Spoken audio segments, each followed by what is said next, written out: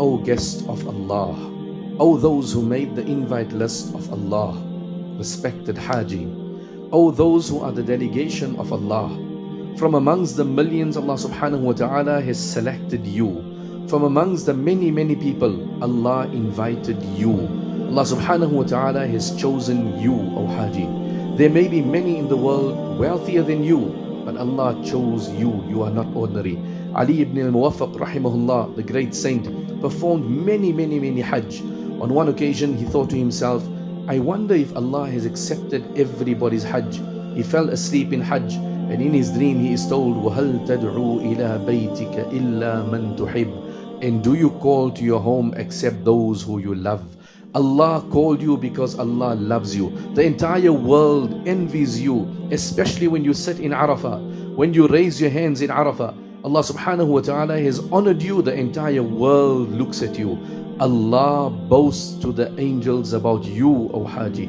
On this occasion, Allah subhanahu wa ta'ala sees your sacrifice. Many left behind spouses, children, their close and their loved ones. Allah accepts your du'as, O Haji. Allah not only accepts your du'as, but even those on whose behalf you seek forgiveness. And then Allah subhanahu wa ta'ala, how beautifully says, Al-Hajjul Mabrur laysa lahu jaza'un illa al-Jannah. What is the reward of an accepted Hajj? Jannah. That is what Allah subhanahu wa ta'ala blesses you with. And you return, O Haji, as pure as the day that your mother gave birth to you. We beseech you on this beautiful day of Arafah, please do not forget us in your du'as, and do not forget the entire ummah of Rasulullah sallallahu alaihi wasallam. We are proud of you, O Haji. May Allah bless you with an accepted Hajj. Bismillahirrahmanirrahim. Alhamdulillahi wahda. Wassalatu wassalamu ala man la nabiyya ba'da. Rabbi shrah li sadri wa yassir li amri wahlul 'uqdatam min lisani yafqahu qawli. Subhanaka la 'ilma lana illa ma 'allamtana innaka antal 'alimul hakim. Allahumma akrimna bi nuril fahm wa akhrijna min dhulumatil wahm وافتح علينا بمعرفة العلم وسهل أخلاقنا بالحلم وجعلنا ممن يستمعون القول فيتبعون أحسنه.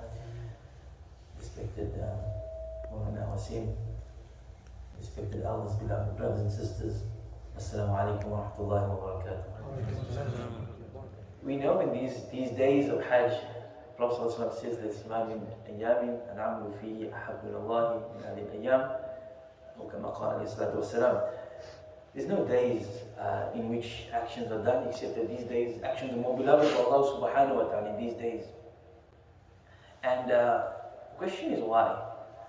One of the reasons scholars give هذه العبادات يوجد في هذه الأيام أو توجد في هذه الأيام. All of the ibadah, the basic ibadah, or the basis of our ibadah is all found in these days. We have ibadah that's not found in any other. People are standing on Arafah, people are doing the rituals of Hajj. But that is not with us. But Allah subhanahu wa ta'ala's rahmah is such that if it afflicts a certain portion of this ummah, it's going to affect the entire ummah. So these are very sanctified by Allah subhanahu wa ta'ala. But there's a contradiction if we think about it. And it's a hadith that we all know, where the Prophet says that لَا يَدْخُلَ الْجَنَّةَ أَحَدًا عَمَلُهُ لَا يُدْخِلُ الْجَنَّةَ أَحَدٌ عَمَلُهُ. Nobody will be entered Jannah because of his actions. Nobody's going to enter Jannah because of his actions. Now there's a confusion. And the Sahaba, they said, okay, maybe it's Prophet speaking about us because we have a little actions. But what about you? And he says, not even I. Except that Allah subhanahu wa ta'ala encompasses me with rahmah. Now the big question is, then why do we do so much actions? Because this is a contradiction. If you look in the Quran, we have various ayat and various ahadith as well that speaks to the contrary of this. ادخلوا الجنة بما كنتم تعملون أو تلك الجنة ادخلوها بما كنتم تعملون. That is Jannah entered because of what you used to do. كلوا واشربوا هنيئا بما أسلفتم في الأيام الخالية. Eat and drink, enjoy yourself in Jannah because of that which you have left behind, because of that which you've done. It's a contradiction. Prophet ﷺ is saying you're not going to enter Jannah because of your actions. Ayat and various other hadith, he's saying you're going to enter Jannah because of your actions. So how do we solve this contradiction? We need to understand. There's going to come a time when we're all going to stand in front of Allah subhanahu wa ta'ala. All the difficulties that we are going through in this world will seem like the difficulties we went through in the wombs of our mothers. Where is that? We cannot even remember that world. Feel like a drop in the ocean, something, ayyam al-khaliyah, days that has gone by. But we're going to stand in front of Allah subhanahu wa ta'ala. And if we think that we are going to offer Him actions, like our fajr, and dhuhr, and asr, all these things, and the salah, and the sadaqah that we give, and Allah subhanahu wa ta'ala asks us, what have you got to offer for Jannah that is on the other side here of the bridge? And you tell Allah, I have this is my actions, I have my salah, I have the respect for my parents, the sadaqah that I give. If you think that is going to get you into Jannah, then you need to think again. This is going to be a problem on the day of Qiyamah, to have this attitude. However, if you stand in front of Allah subhanahu wa ta'ala and Allah asks, what do you have? And He says, Ma bi shay, I got nothing. I have nothing to give Ya Rabb. I'm only hoping for your mercy. This is what Allah subhanahu wa ta'ala wants. So why do we perform salah? Why do we give zakah? Because despite they being Jannah, despite they being reward, we are not worshipping Allah subhanahu wa ta'ala because of Jannah. No, we're worshipping Allah subhanahu wa ta'ala because we love Allah subhanahu wa ta'ala. We're worshipping Allah subhanahu wa ta'ala because this is why He has created us. We are His slaves. If Allah subhanahu wa ta'ala closes the door of Jannah, are we going to stop making salah? No. We are going to continue. Why? Because we are slaves of Allah subhanahu wa ta'ala. And this is the secret behind the Prophet ﷺ saying, don't do things for Jannah. Do it for the sake of Allah. A mother works in the kitchen and she works hard. Fathers also work in the kitchen, they work hard. And they requested the child, hey guys, must help. No, we're going to help, inshallah we're going to help. Inshallah we're going to help. Years go by. Mother's hands is sore and nobody's helping. One day she says, look, I'm going to give somebody 1,000 rand. Or 10,000 rand. 1,000 rand. For the weekend. Whoever helps me. But I won't tell you which day it's on. Now all of a sudden, the children is helping. They're helping so much that their hands is sore.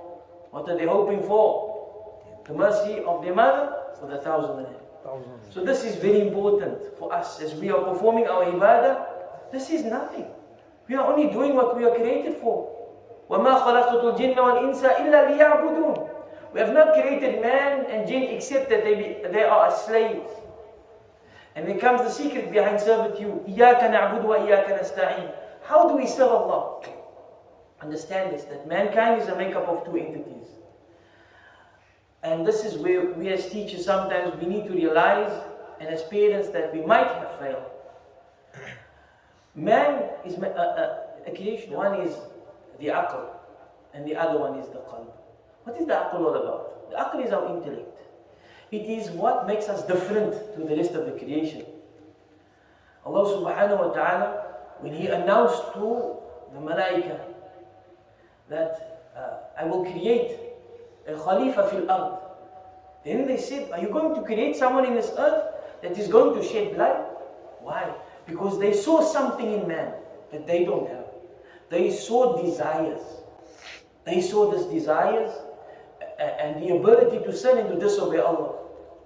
Allah says, Inni a'lamu la ta'lamu. I know what you don't know. Allah first speaks about ilm. I have ilm that you don't have. Then, وَعَلَمَ آدَمَ الْأَسْمَاءَ كُلَّهَا. Then He makes ta'aleem, He teaches Adam. Then Allah subhanahu wa ta'ala says, now make sajda. When must they make sajda? After the ilm was given. After knowledge was given. So we have intellect that separates us from the rest of creation, which makes the rest of creation worship us. Or rather not worship us, prostrate to us. So this is the power of the aql, the power of the mind. But what can the mind do? The mind can only perceive. It doesn't make a differentiation between haqq and batil. It just takes in information. It is perception. But there is something else. There is the qalb as well. There is the heart that we have inside of us. And this is something that is extremely powerful. And if you look at man and you ask yourself, what is more powerful? What is driving man? Look outside. What is driving us? Is it our mind or is it the heart? It is very, very heartbreaking when you're teaching your children or you're teaching children in general and you're teaching your students. And you find that when you look outside, you find them, and maybe even us, disobeying the laws of Allah. breaking the laws of Allah openly, not a mistake. This was intentional. We went out to do this. And when asked why, they said the desires was too powerful, the desires was too great. So now ask yourself the question, what is the overpowering force? Is it the mind or is it the heart? It is the heart. You go to Canal Walk, you go to N1 City, you go to Cape Gate, you go to these malls and you see thousands of people coming in and out. What is pushing them forward? Is it the mind or is it the heart? It is the heart. So understand to the mind. Ask any child how to perform salah. Ask any child how to perform fajr. But ask them who perform fajr. It is not the knowledge. It is the heart that drives that knowledge. In the past, just 200 years ago, who had more knowledge? Ask them. Who has more knowledge on their fingertips? You can ask me any hadith today. Just give me a few seconds, I'll Google it quick for you. Any hadith. Hadith I don't even know. And yet, ask me what do I do? Then I'll look down, I'll be ashamed of myself. And yet those people 200 years ago, they had little knowledge. But what they did with that knowledge was what? Because they had training of the soul, they had training of the heart. So today we have thrown out the baby with the bathtub. We have given too much attention to the mind. Getting in information all the time. People coming out of the Darul Uloom, people coming out of the madrasa. Look what they are doing. Breaking the laws of Allah subhanahu wa ta'ala openly. Coming back to the heart. Allah subhanahu wa ta'ala addresses the issues of the heart many times. وَالَّذِينَ آمَنُوا أَشَدُّ حُبًّا لِلَّهِ. Those who have true iman, they are more severe in love to Allah subhanahu wa ta'ala. So what is this heart all about? It seems something that we cannot clarify. The heart has three qualities within itself. Three emotions. Three overpowering emotions. The one is love. This is a compelling emotion. When you love someone, when you love something, you are compelled. You will do anything. You will go to the furthest parts of the earth for that loved one. Ask the youngsters what they will do. They will climb out of windows. They will go out in the middle of the night. They will disobey their parents because there's the love that's compelling them. Do they know what is right? 100%. Nothing wrong with that. But the love is pushing them forward. It is compelling them. I need to go. Why? Because I'm in love. So that's a very powerful emotion. Where is that? It's not in the mind, it's in the heart. The other very powerful emotion we have is the emotion of when we're scared of something, we will do and put things in place so that we don't fall into what we fear. If we fear something, we fear not looking bad in the eyes of people. We fear not getting that particular position. Then we will do things not to fall into that trap. The third emotion that we have is the emotion of inbihar or ta'zim, when we are awestruck, when we are in awe, exaltation, when we look and we are just ta'zim, we exalt what we are looking at. You find this in the malls. If this is a confusing thing, you have people, they're doing one of three things in the mall. They love something, so they're going to get it. I'm going to get it, I'm going to get it. The sale is on, I need to move. There's something I'm looking for. Or they're scared that if they don't get it, they're going to look like this or they're going to look like that. That's the two emotions, love and fear. As for ta'zim, that's your window shopping. I don't know what I'm looking for, but when I see it, I'm going to be in awe. So knowing this three emotions is the secret in our heart. This overpowers the mind. This overpowers the knowledge. So knowing this, how do we use this to our benefit? وَالَّذِينَ آمَنُوا أَشَدُّ حُبًّا لِلَّهِ. How do we use these emotions? So now we need to inculcate, what do we need to inculcate in our heart? Love for Allah subhanahu wa ta'ala. How do we do this? How do we love the dunya? Because we speak about it all the time. We involve ourselves with it all the time. So we speak about Allah subhanahu wa ta'ala. We connect the ni'mah with the mun'im. We connect the blessing that we have, the health that we have, with the one who gave us the health. We connect the children that we have with the one who gave us the children. The job that we have with the one who actually gave us that job. The salary that we have with the one who controls that salary. That is Allah, Allah, Allah. If we're doing that all the time, you must fall in love with Allah subhanahu wa ta'ala. And if you're not, we're in the wrong circles. And we need to choose circles that mentions Allah subhanahu wa ta'ala. This is the secret of dhikr. Dhikr is to remember Allah subhanahu wa ta'ala constantly, and we fall in love with Allah subhanahu wa ta'ala. Now we have love in our hearts. That compels us to come to the masjid at 10 o'clock the night, on a Friday evening. Ya Rab, if you don't intend for us Jannah, then why have you brought us here? This is Allah subhanahu wa ta'ala's love, who has given us the understanding, who has brought us here. It's not our cause. It's Allah subhanahu wa ta'ala that wants us to get Jannah. So this is love that Allah subhanahu wa ta'ala inculcates into the heart. Then we need to think of fear. Before we get to the fear, in Bihar, when the lights go off, go outside and look up. You might get a shock. Take a drive around the coast, look at the oceans. Don't look at the shore. Look past the shore. Right? Because you might be awestruck there as well. But just look a bit further. And look at the horizons. Look at the beautiful mountains. Look at the beauty of Allah subhanahu wa ta'ala's creation. Look at your wives. Look at your mothers. Look at your fathers. Who has given that love to them? Where did that come from? Why would they sacrifice themselves for you? Where did that love come from? Our teacher, Moulana Karan, rahimahullah, always used to deflect us. When you speak about love, he could deflect us so easily. And on his last, he said, I can see the love that you have. But you know where that love came from? It came from Rasulullah. And he says, that love don't belong to me. So you need to learn to pass that love onto your students. Because it's the love that pushes you forward. It's the love that gets you up for tahajjud. So we have love, and then we have this ta'zeem. So looking in awe, we are awestruck by Allah subhanahu wa ta'ala. So this compels us to perform salah. But now we come in front of the most difficult challenge we're all going to come in front of. And this is to lower our gaze. This is to not listen to that which is haram. This is to turn away from those contracts that we know is not pleasing to Allah. This is where everything, this is everything that we have. How are we going to turn away from that? How do we have that amount of fear that will stop us from doing that? It's simple. We don't have to work on the fear. We need to work on the love. Because if our love of Allah subhanahu wa ta'ala is strong, it will overpower the love of this dunya. We're going to love this dunya, yes. The proof is, like I said, وَالَّذِينَ آمَنُوا أَشَدُّ حُبًّا لِلَّهِ. They are more severe for love to Allah than this dunya. So we're going to love this dunya, but the love of the akhirah will overpower this dunya. أَلَا بِذِكْرِ اللَّهِ تَطْمَئِنُّ الْقُلُوبِ. Behold, with the dhikr of Allah, the heart becomes content. Why? Because the heart is filled with the love of Allah. I lost my job. Alhamdulillah. I'm sick. Alhamdulillah. Why are you saying Alhamdulillah all the time? Because I'm in love. Allah will never hurt me. He's just doing this to test me. He's just doing this to raise me in rank. This is why He's doing this to me. How can we say that? Because we are in love with Allah subhanahu wa ta'ala. Coming back to the hadith, nobody's going to enter Jannah because of his actions, except that Allah envelopes him with mercy.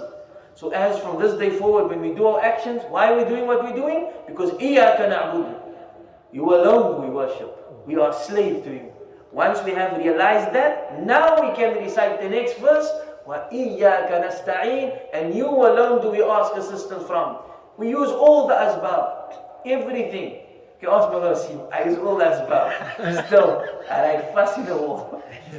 What that makes me realize, nobody is there but Allah. Because this is what Allah wants to teach us. You can try everything you want. I will bring you to a point where you will realize that nobody can help you except me. This is what Allah subhanahu wa ta'ala wanted from the Anbiya. The story of Nabi Ibrahim brought tears to our eyes. A father having a conversation with his son, and his father saying, get away from here. Get out of here. I don't want to see you anymore. Say another word and I'm going to throw you. And the son Ibrahim, the most beloved of Allah, Khalilullah, he has to say, I will make dua for you, Abi. I'm going to make dua for you. This is what the sacrifice the Anbiya all the way to Makkah. Why? You have nothing. Nobody can help you. Leave your wife there. But there's no food. Just leave your wife there. I will sort her out. Hajar running up and down. What's she running for? It's all she can do. Why don't she just sit still? She's running and she's running and she's running because she knows. This is all I can do. Allah is going to sort me out. Ya Sharif min Zamzam. Then comes the well of Zamzam. Then comes the Kaaba. Then comes Tawaf. Then comes the Manasikul Umrah wa Manasikul Hajj. Allah subhanahu wa ta'ala take us there. This is the secret behind Arafat. Why are you going to Arafat? If Makkah is not a remote place, we don't want you in Makkah. There's malls there, there's stuff there, we take you away. We go to Arafat. Don't put on a cap. Wear 2 pieces of cloth. I want you uncomfortable. Ta'ala, Ya Rabb, you have given us the gift of Islam. And you do nothing in vain. So we ask you, why have you given us gift of Islam? Because you want us to enter Jannah.